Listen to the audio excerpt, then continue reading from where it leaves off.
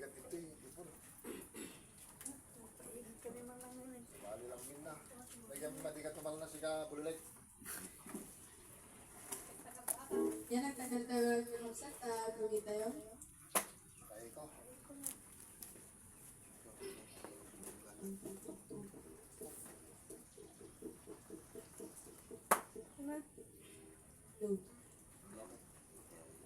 Yan ang ka na nagtayo pa eh. Ama namin Diyos, nadagilat pang Panginoon sa lahat ang salamat po sa mga kinabawat sa amin na iyon naman ang pinagkaloob sa amin ang karunungan na ang gagamitin sa aming pakikita sa mga salita ng mga sir.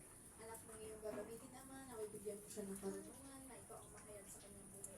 Salamat po ang aming dalangin sa pangalan ni Jesus. Amen. Yan, kantahin po natin yung kanta na langit.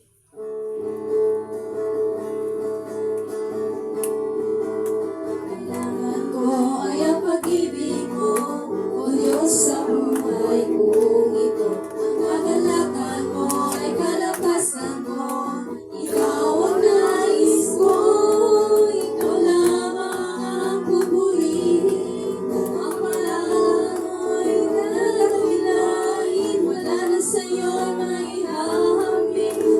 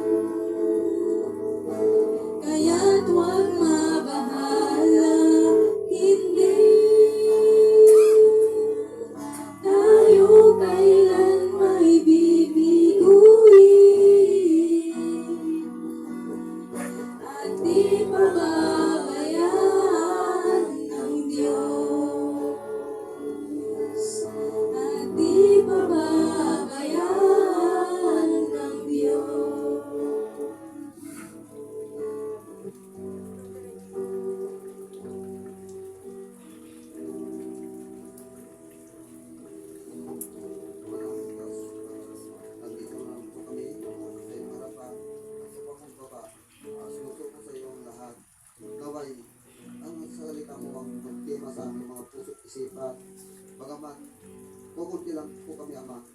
At alam po namin sa dalawa o sa tatlo, ikaw ang nanamagitan sa amin. Kaya ikaw sa amin, karangin sa mga namin niya, Amen. Magandang umaga sa ating lahat. Di pa ba matagal ng Diyos?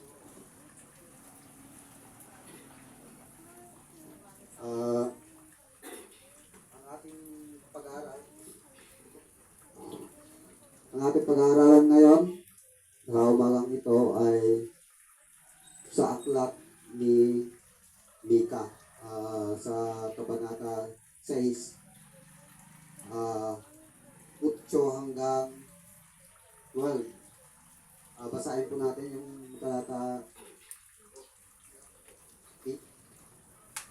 Kaniyang ipinakilala sa iyo, o tao, kung ano ang mabuti at ano ang hinihingi ng Panginoon sa iyo, kundi gumawa na may kaganapan at ibigin ang kaawaan, at lumakad na may kababaan na kasama ng iyong Diyos. Amen. 9. Ang tinig ng Panginoon ay humihiyaw sa bayan, at ang taong may karunungan ay makakakita ng iyong pangalan. Dinggin ninyo ang tungkod at ang naghalal na niyaon. Mayroon pabaga kaya ng mga kayamanan ng kasamaan sa bahay ng masama, at ng kulang na panukat na kasusuklang-suklang. Magiging malinis baga ako na may masamang timbangan at sa marayang susukot na panimbangan. Sapagkat ang mga mayaman niyaon ay puno ng pangdadahas, at ang mga mananahan doon ng nangagsalita ng mga kabulaanan, at kanilang dila ay mandaraya sa kanilang bibig. Amen. Dito, bago ang lahat, testimony lang po ako, mga kapatid, kasi kaya iyan ang inano ko, kasi nung nandun ako sa trabaho, alam nyo, napakahirap kung minsan na ang mga kasama natin hindi, kung minsan hindi alam yung totoong paglilingkod sa Panginoon at kung ano yung mga tuntunin niya. Pagkat mga kapatid, noong nandun ako, yung kasama ko, sabi niya, Perry, sabi niya, nagsasabi yung kapatid ko, sabi niya pupunta ng Pangasinan, umiiling siya ng diesel, sabi niya. Balak ko sana, sabi niya, yung isang container, ibigay sa kanya, sabi niya. Kinabahan ako kagad doon. Diyos ko ako, ano naman ito? Ano naman pagsubok ito? Diyos ko. Kaya sabi ko, bakit ba? Sabi ko, ako ang kaniniritan, sabi niya. O di, sabi ko, o di mag-ano ka kay boss, sabi ko.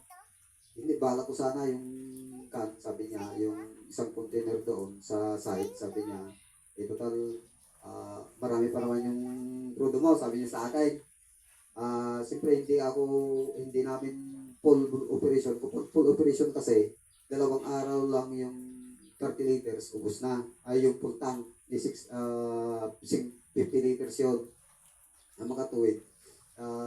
Wala pa sa kalahati yun, ilang araw na kami doon. Kaya, yung iniisip niya, na pwede niyang dispose. Sabi ko, hindi sabi ko sa kanya, wag. Kaya, yun, medyo nag-ano siya. Tapos, ano kaya kung na lang, sabi niya, mag-PO na lang tayo. Sabi niya, magdadala ako ng 2 container, sabi niya, at ikarga mo yan. Tapos, yun na naman din ang balak niya na dali. Pero niloob ng Panginoon kasi biglang tumaas yung diesel at nagkahigpitan. mga kapatid, yung mga gasolinahan. Kaya yung balak niya, nung araw na yon, tapos tumawag yung boss namin, magdala ka ng mga container. Sabi niya, pipila tayo sa mga gasolinahan, magkagarga tayo ng crudo, sabi yung boss namin, nung isang gabi. Ang kasamaang palad, dala-dala nila yung mga container, pero hindi sila binigyan, kundi yung mga sasakyan lang. Bawat sasakyan, 20 liters lang. Gusto, ang ikakarga. O, naka-minimum. Ngayon, talaga, naka-minimum. Nagpapasalamat ako sa Panginoon, hindi niya ako pinabayaan na mapasama sa at hindi niya pinahintulutan yon. So, napaka walang imposible talaga sa ating Panginoon kapag inilapit natin sa Kanya at sinuko natin ang lahat. Siya ang gagawa ng paraan. Kung ganoon, siya ang aking tinataas. Kaya ito, nag-rema sa akin yan kasi dito sa Lord kasi, pero dito muna tayo.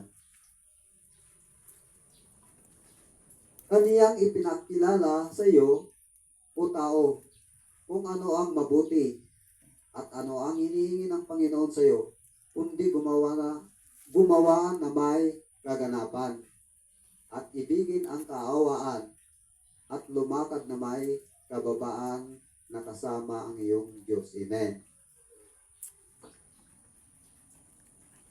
Dito natin makikita mga kapatid na bawat araw, bawat mga lakad natin, lagi nandyan ang ating Panginoon, nagpapaalala sa atin. Lalong-lalo na sa ating pagdidibusyon. Alam nyo, talaga, naiiyak ako. Kasi bawat nagre-rema sa akin, lahat yung mga pinag-aaralan natin sa daily devotion. Kasi yun ang talaga ang nagtutuwid sa atin. Sa araw-araw, ating pamumuhay, nandyan lagi. Kasi ang kanyang salita ay buhay. Amen. Amen. Number 9. Ang pilig ng Panginoon ay humihiyaw sa bayan at ang taong may karunungan ay nakikita ng iyong pangalan. Dinggin ninyo ang tungkod at ang naghalal niyaon. Medyo hindi ko masyadong dito yung naghalal niyaon. Hindi ko masyado maano yung kahulugan kasi medyo malalim yung story. Nangisaad kanya. No tao ko ma, isunod nangisaad. Yan ang nang pili kanya na. So dito,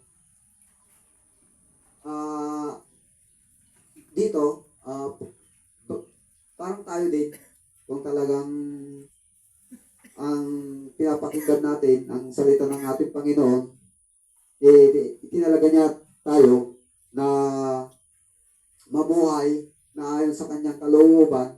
At kung mayroon tayong makikita na mali-mali, hindi naman siguro masama kung pagsabihan natin, gano'n, ituwid. Kahit nasasaktan, alam natin na marami sa mga tao na kapag pinagsasabihan natin sila, lalo na kapag nakasanayan na nila, nasasaktan sila at tayo ang sinisisi. Pero hindi yun ang punto doon, mga kapatid, kundi sino ba mas sino ba ang kinatatakutan natin? Tao ba o ang ating Panginoon? Amen po ba? Siyempre, ang Panginoon. Kaya huwag natin pansinin lahat ng mga sinasabi ng tao sa ating kapaligiran. Husgahan man tayo, huwag natin pansinin. Ang laging nakatulong sa atin, ang salita ng Panginoon. Amen. So, then, mayroon pang baga kaya ang mga kayamanan ng kasamaan sa bahay ng masama at kulang na panukat na kasuklam-suklam. mayroon pa bang pabag mayroon pa baga kaya ng mga mayayaman ng kasamaan sa bahay ng masama at ng kulang na panukat na kasuklam-suklam. Dito, sa aking pananaw dito, yung mga mandaraya, yung mga sanay sa paggawa ng masama, hindi nila alintana yung paggawa ng masama, basta magkaroon lamang sila at yung kanilang kagustuhan ay masunod, hindi nila iniisip kung nakakasakit sila sa kapwa o dinadaya nila yung kat. Yun ang ibig sabihin ng ating Panginoon na huwag tayong mamuhay dito sa mga ganitong klaseng mga pamumuhay ng isang tao na walang takot sa ating Panginoon. Amen. 11. Magiging malinis baga ako na may masamang timbangan at sa mayamang marayang supot na panimbang. So, yun ang tanong natin sa ating mga sarili. Kung mandaraya ba tayo, naging malinis ba tayo sa pangingin ng ating Panginoon? Hindi. Di po ba? At marayang supot na panimbang. Marami nung araw, alam niyo, nung naarkila yung elk na minamaniho ko, yung elk ng uncle ko, inaarkila kami ng pastor na mga nagtitinda na yung rolling store, kumbaga yung rolling store na kung saan yung palengke, doon kami. Niatid ko sila, tinihintay ko sila sa, kung madaling araw kami alis dyan sa Santiago, sinusundo ko sila bawat bahay-bahay nila, punong-puno yung elk, sari-sari, yung mga paninda, tuyo, mga dry goods, itlog, gano'n. Alam niyo, nung napunta ako sa San Guillermo Pastor, pumunta kami doon ko nakakaan, yung mag-ina, binatilyo yung ganun pala, hiwa-hiwalay sila. Akala mo magkaka-competensya, magka-iisa yung, halimbawa, ako saka yung anak ko, parehas kami ng tinda, pero magkaiba kami ng latag. Pisto. Pisto, gano'n. Nandun ako, siyempre pinapakiramdaman ko yung mga nagtitinda. Yung bata, nung nagtitinda siya ng tuyo, ganun ko na, natatawa na lang ako noon. Kapag namimili yung kasi sari-sari yung tuyo, namili siya. Tapos nung ipasupot niya na, dumudukot ng pera yung matanda, alam niyo yung bata, Binabawasan. hindi basta pinapalitan. Yung maganda yung tuyo, yung hindi magandang tuyo ang talaga naman buhay talaga. Oo, ganon. Ganyan ba tayo? Oo, mandaraya. Nako.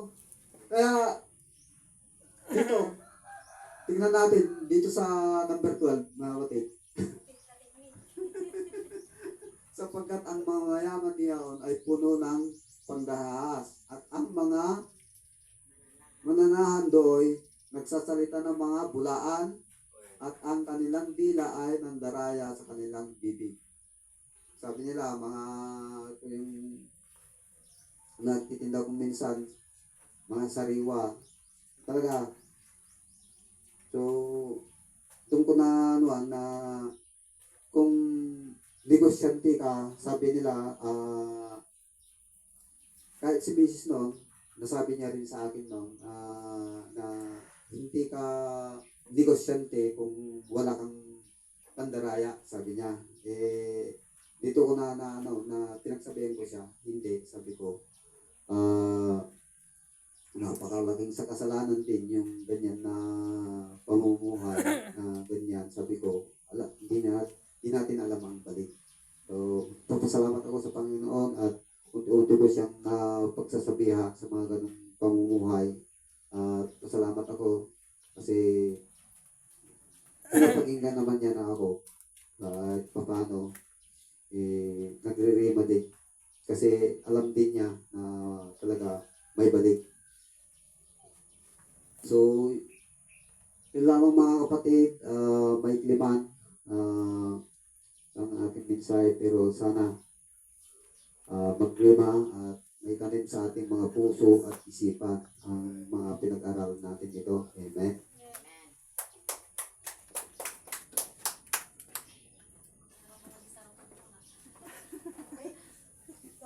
Brother Rick.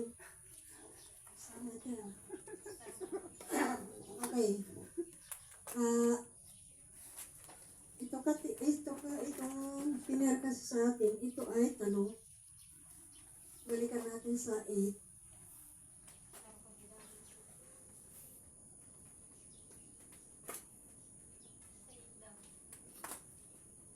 Sabi niya, kaniyang ipinakilala sa iyo o tao kung ano ang mabuti at ano ang hinihingi ng Panginoon sa iyo, kundi gumawa na may kaganapan at ibigin ang kaawaan at lumakad na may kababaan na kasama ng inyong Diyos.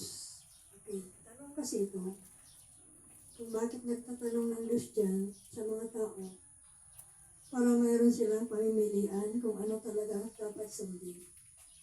Kaya, kung tignan natin na lahat po ng tao may kanya-kanyang pinipilian. Kagaya yung sinabi brother yung mga businessman, mga nagbi-business. Sila na mismo kung gusto nila na talagang lumakad ng tama, kaya nga dapat talaga ang mga Kristiyano ngayon ko lang naintindihan na dapat walang magbi-business. Kung ikaw mismo ang nagtitinda, huwag na lang. Kasi magsinungaling at magsinungaling ka dyan. Kasi naranasan ko, kaya buti na lang. Talagang pinabagsak ako ng Diyos doon sa business na Rosinta. Kasi imbis na ang Panginoong Isos ang i-promote ko, yung Rosinta ang pinopromote ko. Kaya, walang nagbi-business na hindi sinungaling sa totoo lang. Maniwala kayo? Wala. Andiyan na lang sa Dipon, kaya ayaw ko nang bumili ng isda sa Dipon sa sentro.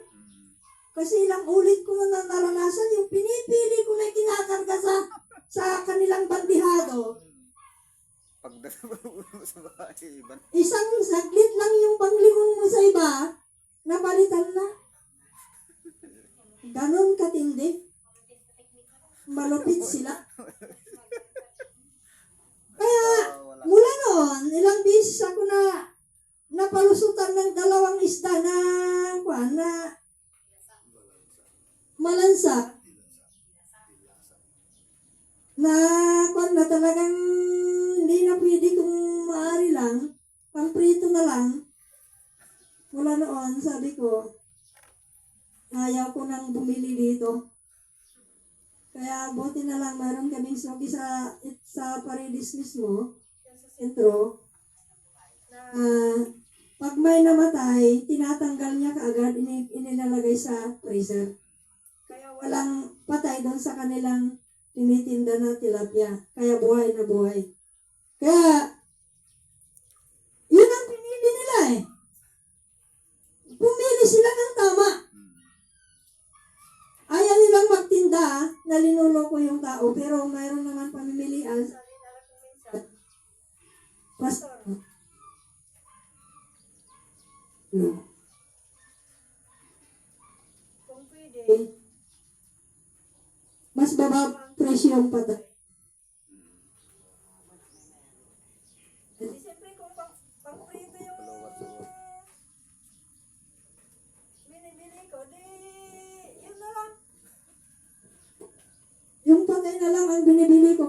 adultery ito. Kasi parehas lang naman yun.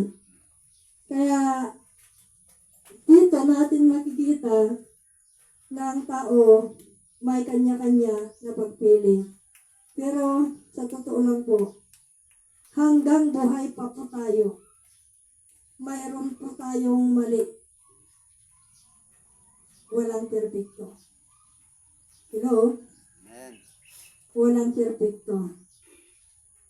Dito na lang sa bahay ko minsan nga sabi ko nga, gusto ko kung naman makarinig ng salita na malumamay. Kasi kung puro may dating, diba? Kasi Kristiyano na po tayo. Kung mayroon ng panahon na magalit tayo, doon tayo magsalita na medyo mataas. Pero kung hindi ka naman galit ay hindi po pwede. Kasi sa mga yun, yung mga yun lang, nagkakasala ang tao. Kaya ang tanong, mamili po tayo. Salas na lang, sa tool. Shortcut na lang. Sabi niya, sapagkat ang mga mayaman niyaon ay puno ng pangdaras at ang mga mananahan doon na nagsasalita ng mga kabulaanan at ang kanilang dila ay magdadaraya sa kanilang bibig. Kaya mayaman kasi yan. Alam naman natin na ang mayaman mahirap maligtas. Hello? Kaya sabi nga ng Panginoong Hesus, mas mabuti pa yung kamilyo na papasok sa butas ng karayong kaysa yung mayaman na tao. Kaya ang hirap kasi lahat ng mga mayaman, pambihira lang po yung mabait na mayaman ngayon. Kaya salamat sa Diyos. Salamat sa Diyos, hindi man tayo mayaman, pero darating ang araw na tayo ay pinakamayaman. Hello? Amen. Kasi pag nasa kairain ka na ng langit, kairain ka ng Diyos, ikaw ang pinakamayaman. Kaya, ang challenge lang dito, huwag natin gayain yung mga ugali ng mga mayayaman dito sa mundo. Pero ang gayain natin yung mga mayayaman na anak ng Diyos. Kasi magkaiba yan eh. Hindi parehas. Hello? Kung mayaman na anak ng Christian, wala kang mapapakinggan na pandaraya. Amen. Pero kung mayaman na hindi anak ng Diyos, kung minsan linalait ka pa, tayo. Meron kaming pinuntahan na mayaman kay Mrs. noon. Nasa Values chaplain pala. Pero kasama ang Values Education. Alam mo yung pastor na mayaman, mula ulo, tinitignan niya kami, pababa, pataas, pababa, pataas. Tapos sabi niya, saan lugar yung nagpapastoran nyo, ilan ang membro nyo? Wala na. Bagsak na. Kaya, salamat na lang po sa Diyos. Hindi man tayo mayaman, hindi man marami ang membro, hindi man tayo marami, pero ang sigurado lang po, dapat makarating po tayo sa kaharian ng langit. Kasi sa totoo lang, kung magbalwit tayo ngayon, magbalwit po tayo sa mga churches ngayon, wala po. Kaya, ang sabi ng Panginoon, maraming tumatawag sa akin ng Panginoon, Panginoon. Pero ang sabi ng Panginoon, hindi kayo kilala. Kaya dapat, kilalanin natin ang Diyos at kilala din natin tayo ng Diyos. Kagaya ngayong sampul ko. Si Presidente Bongbong, kilala natin siya na presidente. Pero ang problema, kilala niya tayo ba? Di ba? Hindi. Kilala ba niya tayo? Pag pumunta ka doon, tapos sabihin mo, kilala kita. Pero sabi niya, hindi kita kilala. Parang ganun lang, kasimple. Kaya, salamat sa Diyos. At nasa kingdom na po tayo. Magpatuloy lang po tayo. Sabi ko nga, hindi tayo perfecto. Pero darating ang araw na tayo ay maging perfecto pagdating ng araw. Pero ang kondisyon lang po tayo dito, magpatuloy lang po tayo. Kaya, yan lang ang may dadagdag ko. At inibigay ko na kay magandang asawa ko na siya nang mag-pray.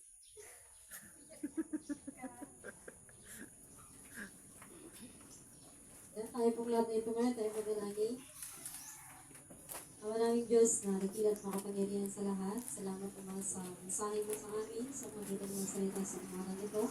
Tulungan mo kami Ama na sa araw-araw, sa aming paglakad sa iyo Ama, sa iyong kalooban. Lagi namin pipiliin ang landas ng katwiran. Alam po namin Ama na sa bawat yugto ng aming buhay, ikaw ang Diyos na sinasamahan kami kung hindi mo kami pinagbabalaan. Salamat po Ama, dalangin namin masalita mo ito ay magsilbing kalakasan ng aming spiritual na buhay. Tulungan mo kami nito'y amay sa puso, may sa isip, higit sa lahat, ito'y amay sa gawa. Lahat ng ito'y aming dalangin sa pangalan ni Jesus. Amen. Ay, ulitin natin kataas sa Diyos.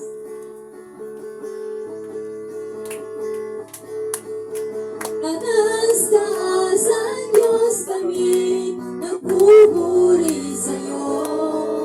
Kataas ang Diyos kami, sumasamba sa'yo. Karapat-dapat kang tumanggap ng papuri at pasasalamat. Dakila ka, taas ang Diyos. Minsan ba kataas ang Diyos kami, nagpupuri sa'yo. Kataas ang Diyos kami, sumasamba sa'yo. Karapat-dapat kang tumanggap ng papuri at pasasalamat. Dakila ka, taas ang Diyos. Dakila ka, taas ang Diyos. Tayo po nga mga kaupo na. Sino po may mga patutuo, pwede po po tayo dito sa harapan ng patutuo.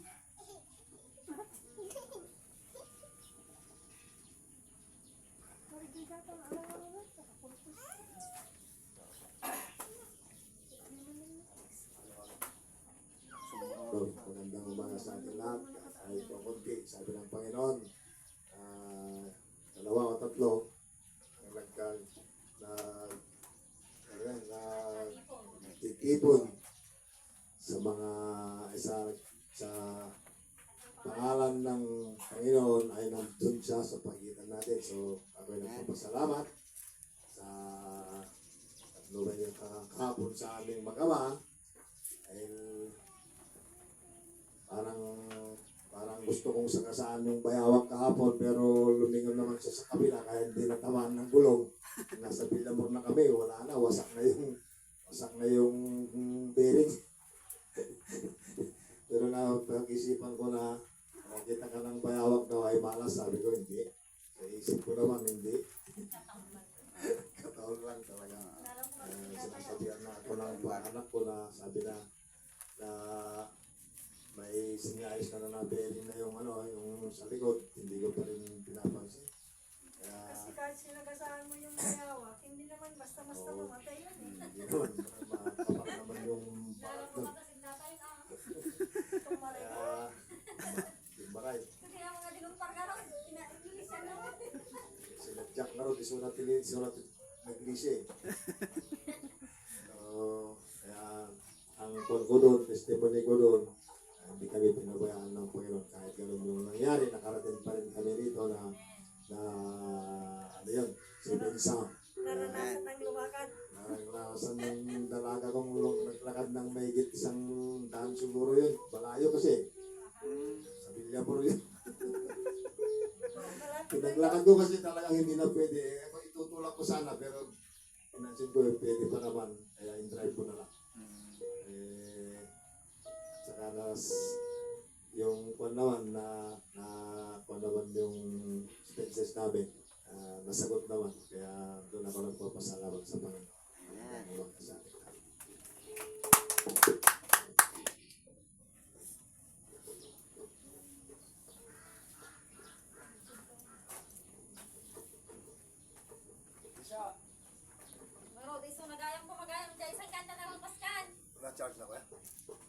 Tapos ah. Cheers ka? Ka na Jaysa, tapos ka na sa upgrading. Mag-testimony ka na yung experience mo sa upgrading mo. Tapos na kagabi. Sa Bible Family. Sige na, yung bulwagan nyo natin kagabi, maganda yun. Sige na, narinig ko yun. Naiiyak pa rin si Jaysa. Ayan, so kung naiiyak pa rin si Jaysa, kunin natin yung ating mga offering. Tayo po ay magbigay sa ating tithes and offering. Para pa natin. So ito natin yung refrain. We bring a sacrifice of praise unto the house of the Lord. We bring a sacrifice of praise unto the house of the Lord as we offer unto you the sacrifices of thanksgiving as we offer unto you sacrifices of yours.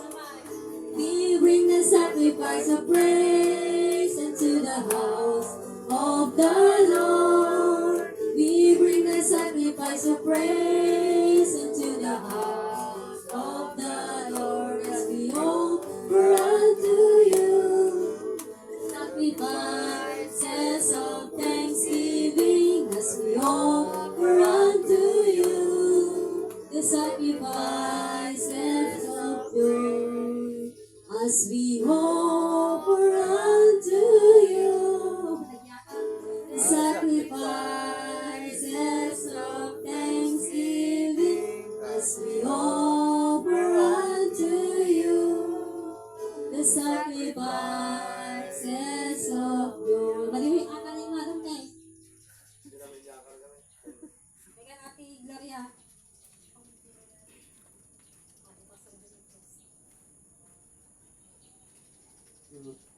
Kararay tayo mga. Lord, agyaman ko namin ang ako Diyos sa mga pasman na ako Diyos at naglagadanan at ang nabigat. It Lord, agiti na nangigmi nga mensahe kat iso ako Diyos iti kararwa man ay iti tunggal may sa kada kami kat isa puso't isipan namin ang aming napakinggan ngayong umaga. Lord, tas na may tugag nga benisyon ang iti offering mi tatang nabigat kat Lord, iso ako Diyos iti makatakyan man niya maitulong iti income pa na certificate ka. Wala po Diyos, kondisyon namin iti trabaho sa itong may sa kada kami. Kat hanggang kastamid of food iti taraw ni tinaldawal daw. Ako Diyos, ang iti pakidawat ko, tinagal ti Ama, Anak, ni Espiritu Santo. Amen. Mosin prayer mo tayo natin. Ito paminsan lang yan. Ayan, so ito yung isuro to nung Domingo, third Sunday. Ni Kuya Jun. Yung Sunday, last Sunday na. Mabalin siguro adi pinaka-fifth Sunday ka po tayo ni Kuya. Pubutan tayo ni Serbo. Ay, wait. Palagip yung gitarak no ah. Matuloy nga may. Aja ka no tungtungan nyo gin ni Pastor Jun. Tawagan ko kayo ni Pastoran ni Natungtong ipalagip mo no ka kaya. No may titi alam ton mo. So yung bagala di.